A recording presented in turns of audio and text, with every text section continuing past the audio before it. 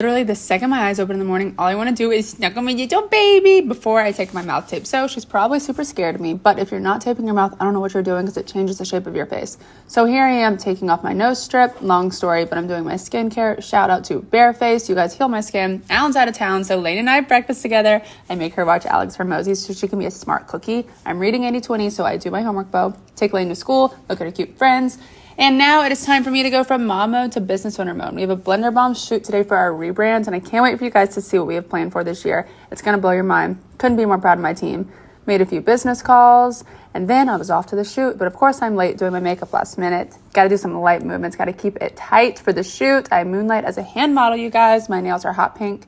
Anyway, the shoot ended up being amazing. The entire crew killed it. I'm drinking my smoothie for the millionth time to get the money shot, but I could drink a million smoothies a day, as you know. And then we got to do what we do best. We got to make a huge mess. Can't wait to see. Bye.